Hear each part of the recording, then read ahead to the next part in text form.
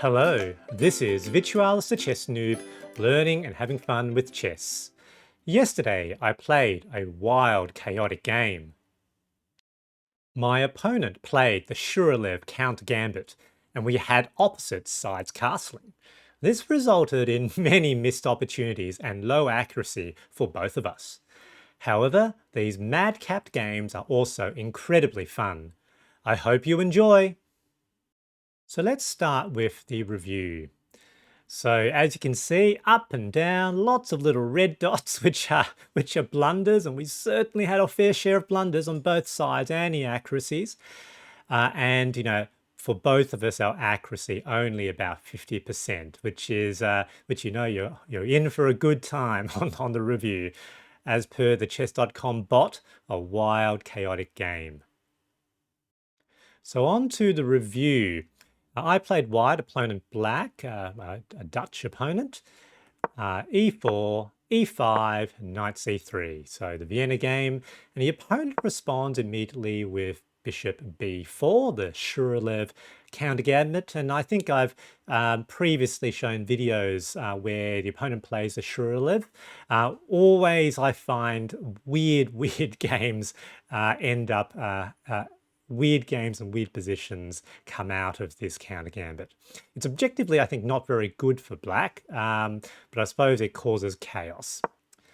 I play bishop c4, they capture the knight, as would be the logic with bringing the bishop there in the first place, and I capture the bishop back with the b pawn, opening up the b file for my rook. Opponent plays d6, I play d3, and here I had an opportunity to immediately take control of the center, which arguably is a little bit better. Opponent plays h6, I now play f4, and apparently this move isn't so good, even though it's sort of supported by the bishop, and it's sort of part of some of the plan of the Vienna.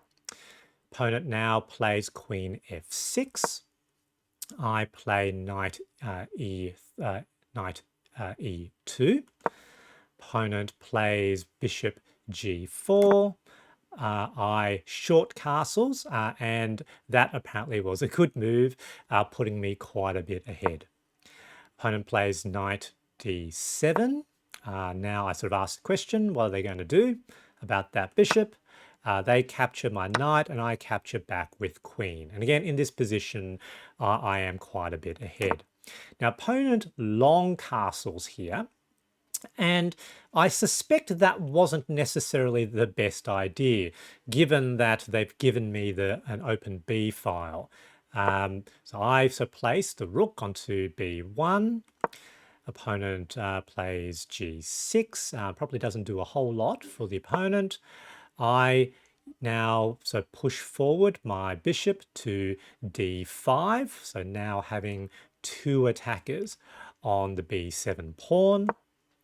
Opponent plays the move I sort of expected, c6, potentially weakening the defense of their king, and I pull my bishop back to c4.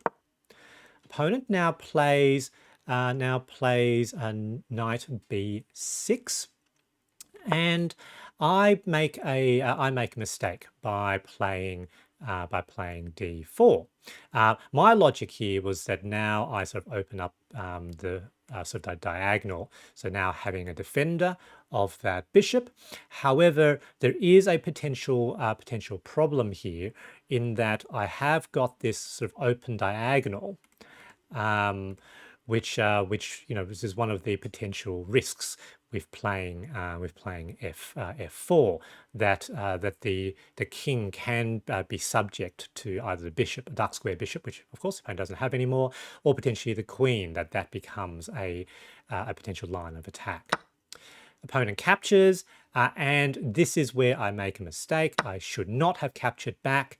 And that's completely dropping here because the opponent now has a powerful move. Queen captures pawn on d4, which comes with check, and then that bishop is potentially going to be lost. So the opponent didn't see that, and so played knight captures bishop first, and instantly the evaluation jumps all the way back towards me. This is the crazy wildness that comes with the Zhuravlev.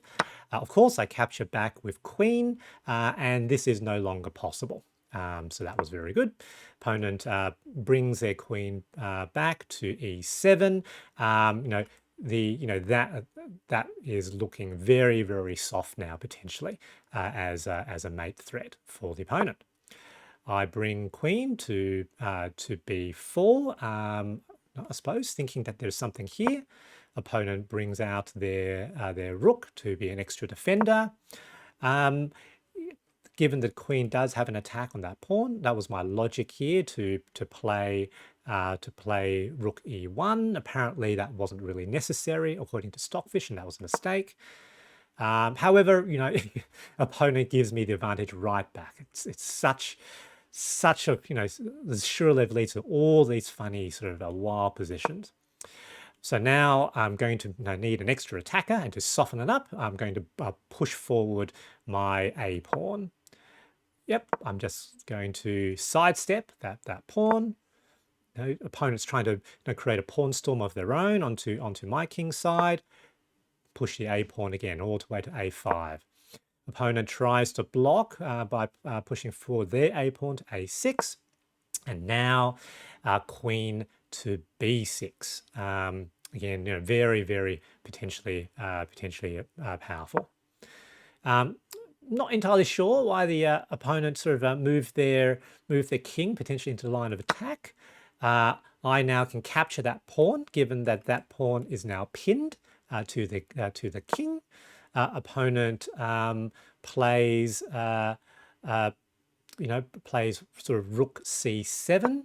I bring the queen back, and my logic here was that I could now sort of push that a pawn forward. Opponent pushes to c5, so moving their c pawn again, potentially weakening the already soft defense of their king. Not too sure why. Move the a pawn again. Again, this is pinned. And at this point, I was so focused, I think, on the a pawn, I actually lost sight that this was actually a really bad move for the opponent. For some reason, I only had it in my mind that the pawn on b7 was pinned by virtue of the queen, and so that I couldn't move the queen off that file. But of course, that pawn will remain pinned given that the rook is here as well. So basically, the opponent here actually just straight out hung their rook, and that is a free rook. The pawn cannot capture back because that will still be pinned. But I actually completely missed that and decided to push my pawn forward instead. Opponent sort of that now pushes, now sidesteps their king to a8, now losing that pin. So having to sort of move the queen out of the way, and here I opted to try to keep protection of the pawn on a7 by moving queen to a5. Opponent, quite rightly, slips their rook over. I now play queen b5. Now a lot of shuffling here, and the potential move I have here really is I need to bring my bishop to the party as well. And yes, this would probably have been best given that it allows for that move. Opponent now trying to do some counter play on my king side. I thought here that I had a potential, way of just whacking that that opponent rook, but this actually leads to, if with perfect play on the opponent's side, I actually end up in trouble on my king side. However, they didn't quite see it, and now that allows me to capture back, so well back in advance now. That's also inviting a potential capture, which the opponent does. And here I make the silliest blunder of all, because that is a straight out mate in one. And I just didn't see it. So, lose my advantage, completely losing my advantage here. I just thought, look, I've lost. I suppose here I convinced myself that I had lost the position. And so I thought, look, time to liquidate, queen trade. But that was just so silly. I could have just won if I so paid attention. Needed to get rid of that threat, so get rid of that pawn. Move my bishop into the game. Yep, there we go. Captures, captures, and now we have sort of an opportunity to try to win. And you know, that was apparently a bad move, but I knew here that we were pretty much equal. So I had 4 pawns, opponent had 4 pawns. I had an advantage though, given that at least 2 of these pawns are side by side. On the other hand, the opponent did have the advantage of a passed pawn on the A file. They move the king in the right place. Here, it's a matter of trying to, you know, who's going to lose the pieces first. So here I was happy for a potential trade. You know, seeing that I had another attack there.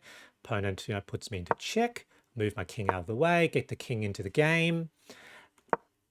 Here I sort of opted to, again, just move my king out of line of check, though apparently that wasn't very necessary. I could have straight out captured that, and of course, that pawn would still be on the same diagonal as the bishop. That was clearly the better move. Yep, and here I saw it. The opponent's trying to push forward their passed pawn, move my pawn out of the way, captures, captures, and